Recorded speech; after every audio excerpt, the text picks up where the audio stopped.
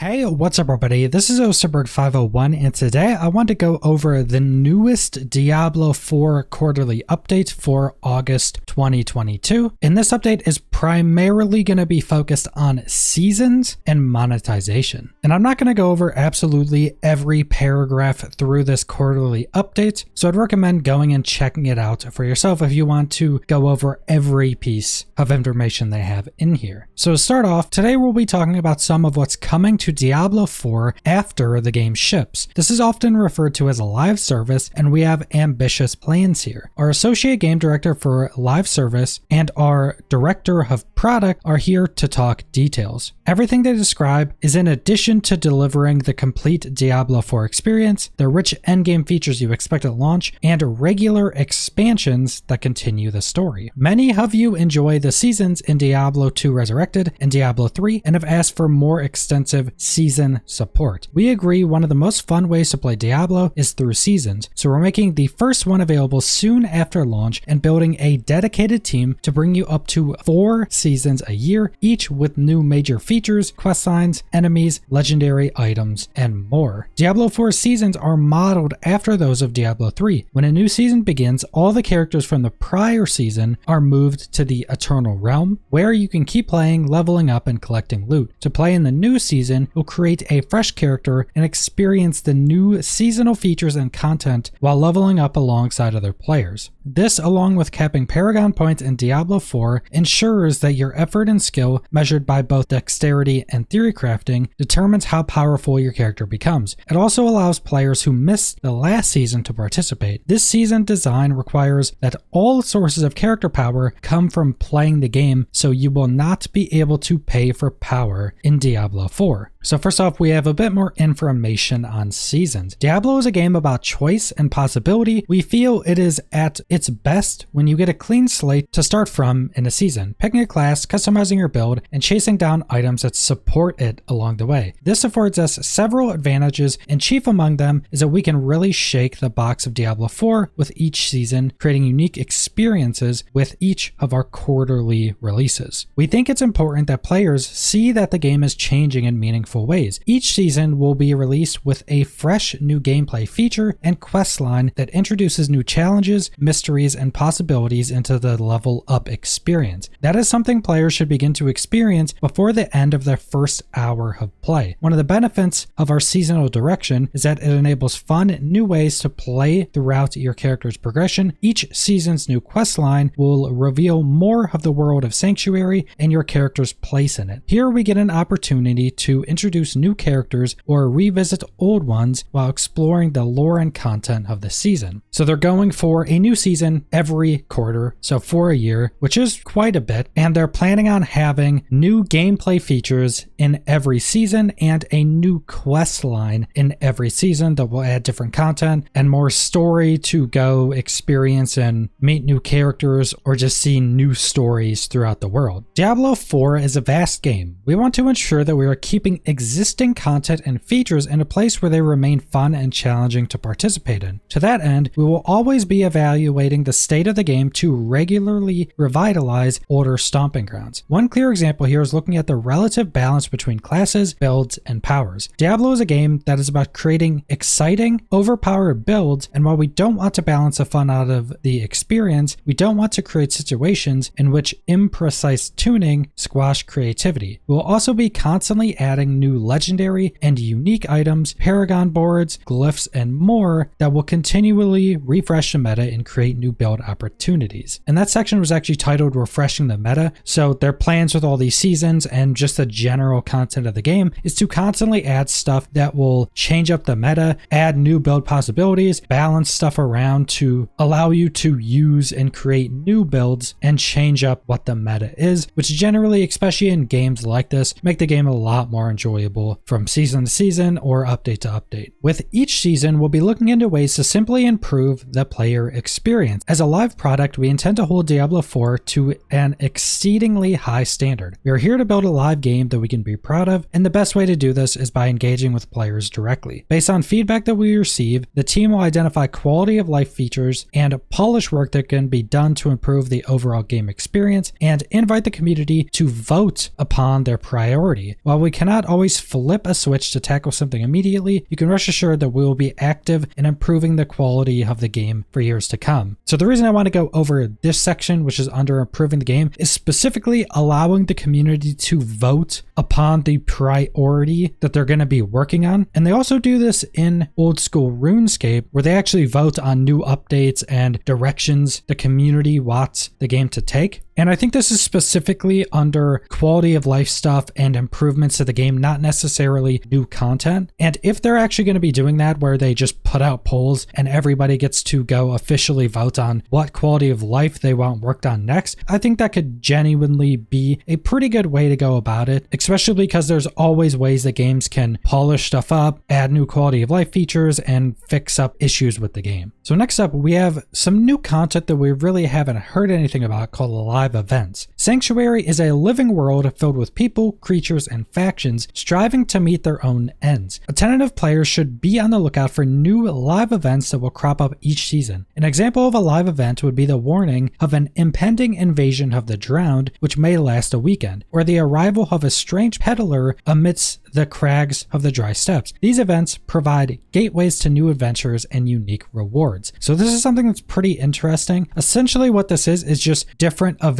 that constantly come through. They mentioned one that could last a weekend. I assume there'll be ones that will last even longer. And I think even small things like this just break up the normal kind of monotony with playing games like this that you'll be putting hundreds or thousands of hours into, and just add a little bit of new stuff to do as these limited time events. And also the arrival of a strange peddler honestly just reminds me of Zerf, and honestly that's probably what I would expect that to end up be. So then we have the season journey. Alongside our major season releases, we see the return of the season journey. Players are pushed to explore Sanctuary anew, earning limited time rewards with each chapter of the season journey that is completed. Completing the season journey is quite a feat, with the final step demanding the character overcome an extremely difficult encounter with an especially deadly foe. With future season journeys, we are regularly adding pinnacle level difficulty challenges for players to complete, proving their worth and earning unique cosmetic rewards besides. Like Diablo 3, the season journey is free for all players. Completing season journey objective also grants progress towards the season pass, a new feature with a battle pass style progression that advances alongside the season journey, enabling players to earn even more rewards just by playing. The season pass has free rewards, which are cosmetics, premium currency, and gameplay boosts, and paid rewards, which are cosmetics and premium currency only. So then we get some more information on the season pass. The scale of Diablo 4 seasons is much more ambitious than what we've done in the past on Diablo 3. With a large development team dedicated to seasons after launch, Diablo 4 will be supported by an army of developers for years to come. With all the exciting plans we have for seasons, we want them to be enjoyed by everybody, regardless of whether they buy anything from the shop. Seasons will add all new gameplay quests, challenges, meta changes, and quality of life improvements. The season pass recognizes players' dedication with greater rewards unlocking as you play more throughout the season. This will be a single track of rewards with free tiers that are unlocked just by playing the game and leveling, and premium tiers which provide no in-game power or advantage over other players. The free tiers of this pass, so only the free tiers, will provide a gameplay boost to all players, things which make the journey of leveling up a fresh seasonal character faster and more streamlined. In contrast, the premium tiers are focused on aesthetics, providing a huge value in the form of cosmetics and premium currency. Many of these rewards embody the seasonal theme, helping players show off their participation in the season. So just to re-go over that, there are going to be two tiers of the season pass, like you would expect from pretty much every other game: the free track and a premium track. The free track does have pretty much what they're explaining here is XP boosts, but these cannot be obtained in the premium track. They're only in the free track, and they also go over some more specifics with this. So the free track gives you cosmetics, premium currency, and these player boosts, which sound like they're just XP boosts to level up other characters more quickly. And then the premium track only has cosmetics and premium currency. So some more information on this is is the Season Pass has free tiers and premium tiers. Throughout the pass, players can earn a variety of rewards for free just by playing. At any point during the season, players can purchase the Premium Pass to unlock the ability to earn premium reward tiers containing seasonally themed cosmetics and premium currency. And also the premium currency is just the premium currency to buy skins off of their shop. The Season Pass awards cosmetics. Like the shop, these don't affect gameplay. Additionally, certain cosmetic types are exclusive to the Season Pass, so the Season Pass is going to have unique cosmetics that you can't buy off the shop. The Season Pass awards premium currency. Players can spend this currency on cosmetics offered in the shop. The Season Pass awards free season boosts, and the free is underlined. Boosts accelerate players' progress for the duration of the season. For example, a season boost might accelerate XP earned to make leveling multiple characters within a season faster. Because they affect gameplay, season boosts are free rewards for all players. We want to be clear that players can't unlock season rewards more quickly through purchases. There is no way to unlock more boosts or boosts at a faster pace by spending money. So again, as just elaborated on, these seasonal boosts, which seem to be XP boosts, cannot be bought in. You cannot buy more boosts than a free player can get, and you can't spend money to get the boosts faster. Players can purchase tiers, but they won't speed up getting season boosts. Players can't upgrade season boosts just by purchasing tiers, because they'll also have to earn level milestones to apply them. All other tier rewards can be unlocked instantly by purchasing tiers. In other words, there's no way to shortcut getting season boosts by buying tiers. They must be earned. So again, there's going to be two tracks, and you can buy tiers, but the season boosts, so the only things that actually affect gameplay, cannot be affected by purchasing tiers. The only thing you can get by purchasing tiers is cosmetics or premium currency. The season journey accelerates season pass progression. While any playstyle can progress through the season pass, min-maxers can focus on the season journey objectives to advance more quickly. And if we go over, the season journey is the free seasonal objectives that take you all throughout the campaign of the game and then end with a very difficult boss fight at the end. These are completely free and they give different cosmetics and different rewards. And doing the seasonal journey or focusing on it will allow you to level up the season pass quicker. Next, we get some information on the shop of the game. The way we approached designing the shop and the cosmetics within it was by thinking about the experience we want players to have. We want buying things to feel good before, during, and after purchase. So if players choose to buy something, it should be because they want to, not because they feel like they have to. It should also be clear to players exactly what they are getting before they choose to buy. No unpleasant surprises. It honestly feels like the team making Diablo 4 is throwing shade at Diablo Immortal when writing this, which is kind of funny. The shop's cosmetics build on top of the foundation of a huge variety of transmogs from weapons and armors players will find in game. It's also important to us that the shop is grounded within Diablo's world, so our cosmetics are holistic fantasies, the individual components of which can be mix and match with transmogs from armors acquired in-game for endless customization options. So what they're saying is essentially from the shop you'll be buying probably full armor sets, but all of these armor sets are split into different pieces, so you can mix and match any of these pieces with any of the other armor pieces you find in-game, and they're going to be having a transmog system, which is probably going to be very similar to World of Warcraft, and I think Diablo 3 had something pretty similar as well, where you can transmog every individual piece of your armor, and it'll work the exact same way from shop items as it does with items you just find in-game. The shop sells cosmetics for premium currency. Cosmetics give players even more options to customize the visual appearance of their characters. Nothing offered in the shop grants a direct or indirect gameplay advantage, so while many of these may look like powerful pieces of gear, they have no in-game stats. The shop is optional. Players can experience all core and seasonal gameplay features without spending money. Our goal is for players to enjoy going to the shop, buy something when it catches their fancy, and walk away happy with what they bought. It's important that players know exactly what to expect before making a purchase. We've built preview functionality that enables players to closely examine every detail of the cosmetic on their own characters before deciding to make a purchase. So essentially they're making it very clear on exactly what you're buying, exactly how it looks, with no randomized elements and no hiding of any of the information. The best looking cosmetics aren't exclusive to the shop. Diablo 4 will ship with hundreds of transmogs unlockable from drops in-game, including dozens of armor sets of the highest visual quality. There are incredible pieces, unique and legendary quality items for players to find without ever going to the shop. The shop offers more diversity of choices, not systematically better choices. And they also give 3 examples of comparing a set in game to comparing a shop item. And in my opinion, they're going to need to up their shop game, because looking at all of these, and I have them in the video, but the left side of all of these comparisons are what you can get in game, and the right side are shop cosmetics. And in my opinion, the left side for all 3 of these comparisons look cooler to me. They both look the exact same when it comes to like actual visual quality or graphical quality, but in my opinion, the left ones just look cooler. Armor transmogs in the shop are usable on all characters of that class. Many of the cosmetics in the shop are class-specific fantasies, which wouldn't necessarily make sense visually on other classes. Once you unlock a cosmetic from the shop for a given class, you can use it on every character of that class in your account. There are special cosmetics exclusive to the season pass, which celebrate the theme of the season and look similar across all classes. Most of the stuff in the shop, most of the sets are going to be specific to a class, and you can use it on any character of that class. So once you buy it, you just unlock it as a transmog option that can only be used on the class it's for. But for the season pass, a lot of the stuff is going to be themed for that season. The armor set will probably be the same or very similar across all of the different classes. So that is all the new information we got with this quarterly update. We got a ton of new information on seasons, which seemed pretty cool. Having 4 a year, if they can keep up with that content, is going to be pretty good in terms of a content rollout, always giving you new content, which is something that Diablo 3 has obviously lacked. Then we got a lot of new information on monetization. They very specifically went over there being no pay to win and no way to purchase power or boosts in the game. There was also no mention